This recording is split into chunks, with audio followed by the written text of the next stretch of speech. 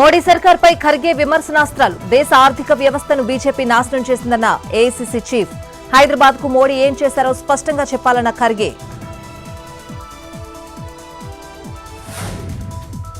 వచ్చే ఎన్నికల్లో 15 MP 100 assembly సీట్లు గెలుస్తాం. సామాజిక న్యాయ భేరీ సభా వేదికగా రేవంత్ వ్యాఖ్య. వచ్చే ఎన్నికల్లో సీట్లు పెరగబోతున్నాయన్న ముఖ్యమంత్రి.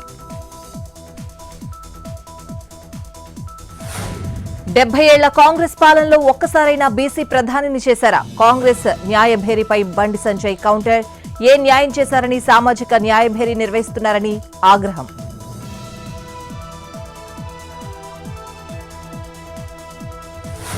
వారసత్వ భూములకు సెక్షన్ సర్టిఫికెట్లు ఇవ్వండి. ఆగస్టు 15 నుంచి క్యూఆర్ కోడ్తో పాస్బుక్లు పంపిణీ. రెవెన్యూ శాఖ సమీక్షలో సీఎం చంద్రబాబు కీలక నిర్ణయాలు.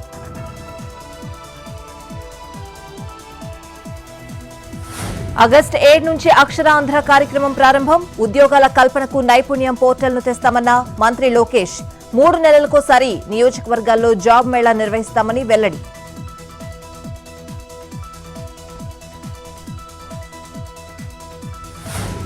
వచ్చే ఎన్నికల్లో వైసీపీని అధికారంలోకి రానివ్వం. గత ప్రభుత్వం జలజీవన్ మిషన్ ను పట్టించుకోలేదన్న పవన్. రౌడీయిజం, గూండాయిజంతో భయపెట్టి వేధించారని మండిపాటు.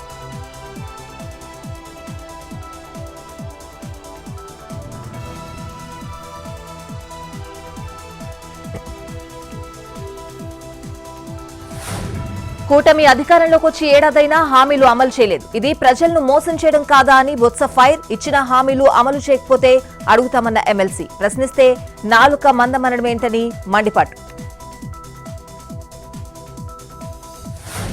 ఎమ్మెల్యే అనిరుద్ రెడ్డి వ్యాఖ్యలపై పీసీసీ చీఫ్ సీరియస్. నివేదిక ఇవ్వాలని క్రమశిక్షణ కమిటీకి మహేష్ కుమార్ ఆదేశం.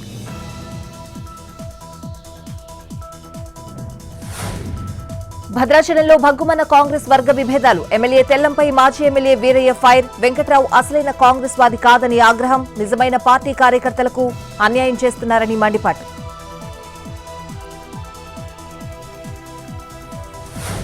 వైరల్ ఫీవర్ నుంచి కోలుకున్న కేసీఆర్. యశోద ఆసుపత్రిలో కేసీఆర్ ను పరామర్శించిన బీఆర్ఎస్ నేతలు. యూరియా, ఎరువుల లభ్యత, సాగునీరు, ప్రజా సమస్యలపై మాజీ సీఎం ఆరా. పార్టీ నేతలు, ఉద్యమకారుల నుంచి ఫీడ్బ్యాక్ తీసుకున్న గులాబీ చీఫ్.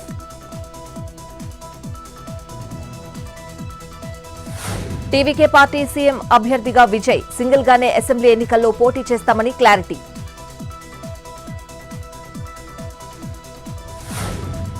నటి రన్యారావుకు ఈడీ షాక్. 34 కోట్ల విలువైన ఆస్తులు అటాచ్. గోల్డ్ స్మగ్లింగ్ వ్యవహారం, మనీ లాండరింగ్ కేసులో చర్యలు.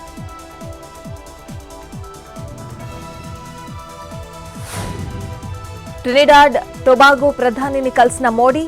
మహాకుంభమేళా, సరియు నదీ జలాలు అందజేత. అయోధ్య రామ మందిరం నమూనా సమర్పణ.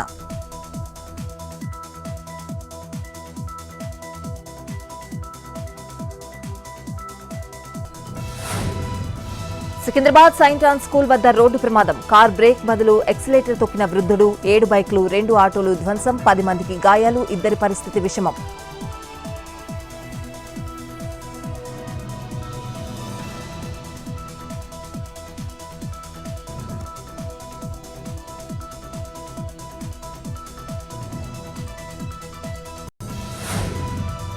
శ్రీశైలంలో ఉచిత స్పర్శ దర్శనం టోకెన్ల జారీకి ఆన్లైన్ విధానం.